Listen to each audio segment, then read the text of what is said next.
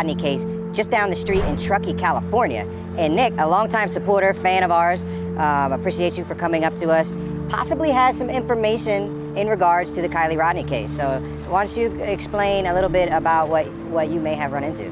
So my name is Nick. I work at an emergency roadside assistance program. I got a call up in Truckee, Boca, for a battery call. So pretty much that means that the vehicle can't start. So I went en route up there, found the vehicle. At the time, I didn't realize that this was a situation until later on. But let me stop you right there. Yeah. You said you went to Boca. Yes, sir. So over near Boca Lake. Yes, sir. So not Prosser Lake, Prosser Creek Lake. It's right by Prosser Creek. Yeah, so just north. So you went to Boca. At first, when I went there, I realized after my test that everything was working great on the vehicle. At that point in time, I did notice that she was very hesitant and very skeptical on everything that was going on. She was asking me really weird questions, in the sense of how do you put on your seatbelt correctly, and and she asked me to show her on how to connect it to her actual belt. After that, she was stating on how she was there all night and she couldn't get her vehicle started due to the fact that now we both realized it was in neutral. She was wearing a sweatshirt, so it looked like she has been there for quite a while. What color was the sweatshirt? It was a gray sweatshirt. Gray sweatshirt. Was it dark gray or light gray? It was light gray. Okay. Yeah. Also, there was a guy there that was with her at time being. He was wearing a black San Francisco flat top ball cap facing forwards. Brown hair that's sticking out just a little bit on the sides. It was kind of they were both kind of at unease is what it looked like for me, as if either they had a crazy night or a crazy day or there's something going on I couldn't know, and at the time I didn't realize what was going on. But other than that, he was a thinner built guy is the best way I could put it, with a bro tank, and it was a white bro tank.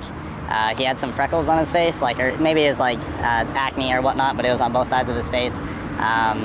He was also a little bit shorter than me, so I'm 6'3". In hindsight, you're realizing all of this.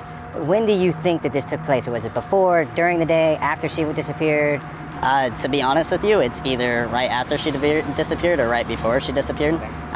But it was around noonish, 11 o'clock in the morning when I got out to her. During that period of time, after the period, I told her that I was going to leave and I hope you have a great day. Vehicle, I told her to keep it running for a couple of hours to obviously make sure everything's working good on the vehicle, charging system-wise. At that point in time, then I left, and then a week later is when I saw at a coffee shop that she was gone. You saw this on a flyer or something? Yeah, but then everything spiraled out of control, and I got in contact with the detective and tried to do everything I could, and then I saw you guys. Now we know we probably have a tie to Boca, which was already on my radar. Do you know who placed the call to your roadside company? So I can't get details. Calls don't go through me, they go through dispatch. So you don't have. So when you were digitally dispatched, did you call them to say you were coming, or you just showed up? I did call and nothing went through. It went straight to voicemail. Okay. Yeah. Do you know if she had a phone on her at the time? She did state that her phone was dead, and so dead. she used whatever guy, whoever this was, she used his phone. So that's how she did get in contact. And what was you mentioned she was asking funny questions and acting weird. Granted, I at the time I didn't realize again that. Yeah. I mean, I've been in the towing industry my whole life, so you see a lot of crazy stuff, a lot of weird stuff, and it's actually pretty normal. Yeah. So I can see why at the time it's just a normal call. She kept on going over that, how do you secure your seatbelt firmly and do it correctly, and that's when she was asking this, was the guy that she was with right there too? He was on the opposite side of the car. So he could hear the conversation as well? Every single time the guy would come over to us, she would go on to the other side, and it was just a back and forth, a tag team, better to say. One person would come over, she wouldn't stay near him, and then it would go vice versa.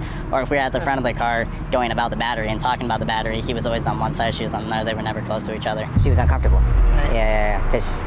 Yeah, that screams awkwardness and someone being uncomfortable. And when in that scenario, if he was there with her, he should have been right next to her. If not dealing with you the entire time, and not her. Did she seem high or intoxicated or? I thought that maybe she was either hungover or just had a really rough day. She looked distressed. Can you show me on the map where you saw her? Absolutely. All right, so we're here in Reno. Let's go down to Truckee. There's Prosser, there's Boca. Yep. Just drop a pin on the road exactly where you saw her. Well, we're at the right place, right? Boca, you come in, you follow this road down. I think that is the turnout right there. Yeah, this is it. And so right there, how she was coming out this way, So her front end was facing 894. Yeah. All right. And did you leave before her, or did she leave before you? I left before her. Was there anybody else around? There was people far back here, yes, but not near her, no. Did you notice anything in particular in her car at all? I mean, besides perfume bottles and Yeah, actually, there was a perfume bottle that was in the center console, and that was all that I recall, to be honest. Did she have anything on her keys at all? I don't remember. Did you say that you guys have cameras that could possibly get some sort of facial recognition on? Yeah, so we do indeed. We have cameras facing front and rear of our vehicles, as well as we do have like audio, so we can pick up audio from inside and outside of the truck. So we did have that, and I'm guaranteed, I mean, my vehicle is facing directly towards hers, so, and that's how I normally do it for my protection. What's the window you're giving us of when this happened? Either Friday, Saturday, or Sunday, I believe. Because the weekends I usually cover Truckee, so, and that Friday I also worked in Truckee, so, yeah. If you were to make a bet on what day it was, what would you say?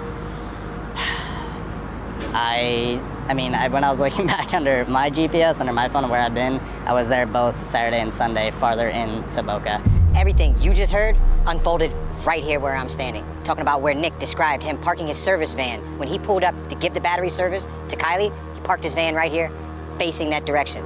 Her vehicle was parked right over here, facing 894, that way. We're going outside of what we would normally do, because we're normally working cold cases that have hardly had any